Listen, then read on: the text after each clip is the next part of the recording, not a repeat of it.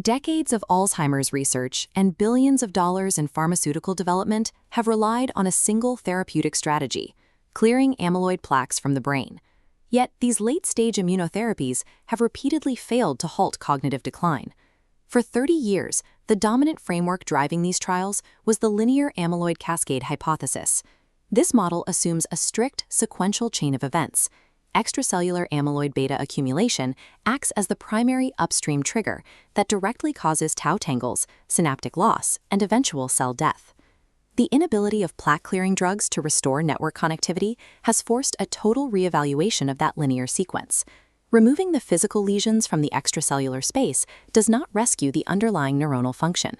This forces us to reconsider the origin of the senile plaque itself. Rather than an initiating trigger, the accumulation of extracellular lesions represents the terminal tombstone of a protracted, deeply intracellular crisis. The visible extracellular pathology is merely the aftermath. To decipher the true pathogenic mechanisms of Alzheimer's, we must pivot our focus back into the intracellular environment, where the cell first begins to lose its biological equilibrium. Alzheimer's is a multi-scale brain network disorder driven by continuous thermodynamic failure rather than the mere presence of a single protein. To map this failure, we use the Organic Network Synthesis, or ONS, protocol.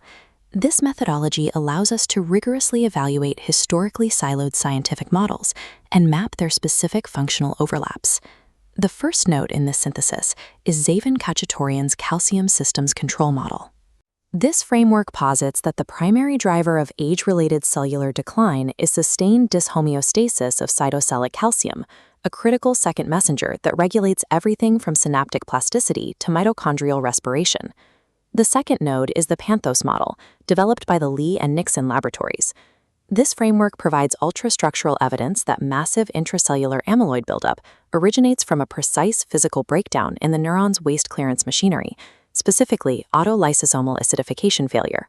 These are not competing theories.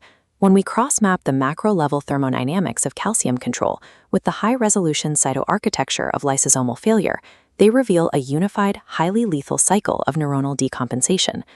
This cross-mapping begins with the energy requirements of a healthy post-mitotic neuron. Maintaining steep ionic gradients across the cell membrane demands massive, continuous ATP consumption. Look at the structural wireframe. As long as mitochondrial ATP generation remains robust, cytosolic calcium is kept precisely within a narrow physiological gradient. Over decades, upstream systemic stressors slowly compromise this energy generation. The mitochondrial ATP reserves gradually deplete. Because calcium clearance relies on ATP-dependent mechanisms, specifically the PMCA and circumembrane pumps, this metabolic starvation directly impairs the neuron's ability to extrude calcium ions. As these pumps fail to keep up with cellular demand, the neuron experiences sustained, low-level elevations in intracellular calcium.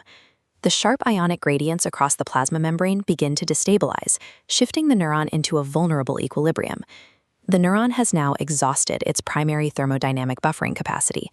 This subtle energy deficit leaves its internal organelles exposed and highly susceptible to a secondary physical collapse.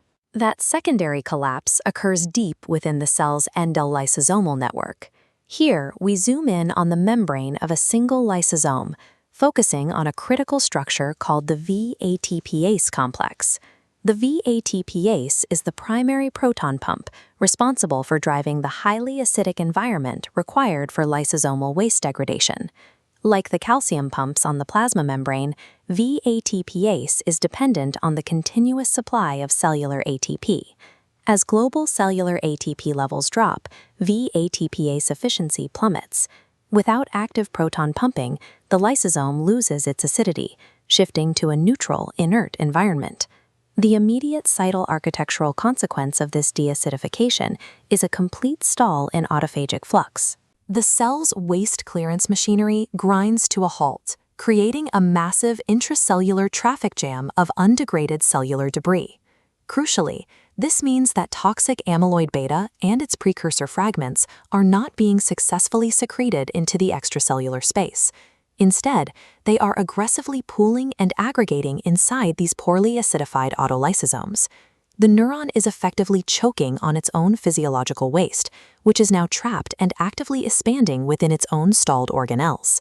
These energetic and structural failures share a precise molecular intersection, presenilin 1, or PS1.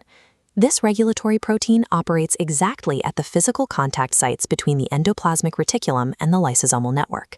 In familial Alzheimer's disease, genetic mutations in PS1 execute a devastating dual strike. They induce aberrant calcium leaks from the endoplasmic reticulum, compounding Khachaturian's calcium dyshomeostasis, while simultaneously preventing the proper assembly of Nixon's VATPase complex on the lysosome. The physical result of this dual failure is severe intracellular crowding. Massive quantities of these poorly acidified, amyloid-stuffed autolysosomes begin to densely pack around the neuron's nucleus. To accommodate their expanding volume, these engorged structures physically hijack adjacent endoplasmic reticulum membranes. They bulge outward to form massive, distinct vesicles, a cytoarchitectural state termed pantos, or poisonous flower. Whether initiated by genetic mutations or systemic metabolic stress, the structural endpoint is identical: a critically distended, malfunctioning intracellular waste network packed with insoluble proteins. This flowchart maps the positive feedback between autolysosomal failure and calcium decompensation.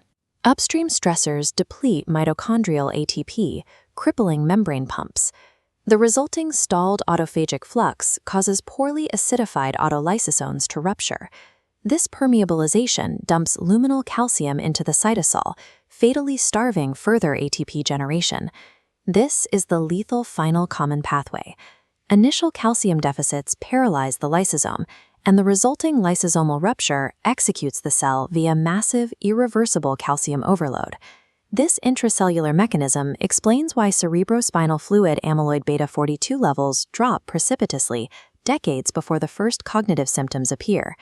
The amyloid production doesn't cease during this latency period, nor does it mysteriously vanish. It drops in the fluid because it is being aggressively concentrated and sequestered deep inside the stalled autolysosomal network of living, functional neurons. That sequestration holds until the terminal climax of the panthos state. Widespread lysosomal permeabilization triggers a fatal cytosolic calcium flood, building immense internal pressure until the distended plasma membrane violently ruptures. The cell undergoes rapid inside-out necrosis. All functional architecture is obliterated, leaving behind only the insoluble, dense amyloid core, which is rapidly invaded by surrounding microglia attempting to clear the debris. The classic extracellular senile plaque is nothing more than the extruded necrotic corpse of a neuron that suffered a terminal intracellular collapse. This physical sequence explains the near-universal failure rate of late-stage clinical trials. Clearing an extracellular tombstone with an antibody cannot resurrect a dead neuron or rebuild the synaptic circuitry that was permanently severed upon rupture. To achieve meaningful clinical efficacy, pharmacological intervention must pivot entirely away from the extracellular space. The focus must shift toward intracellular thermodynamic stabilization. The integrated model points directly to new classes of therapeutic targets, designing potent VATPase agonists to restore lysosomal acidity, and deploying specific calcium channel modulators to buffer ionic gradients. True disease modification requires intercepting the pathology upstream. By stabilizing runaway cytosolic calcium and preserving active autophagic flux, we can arrest the cycle long before the endolysosomal network reaches the point of irreversible permeabilization.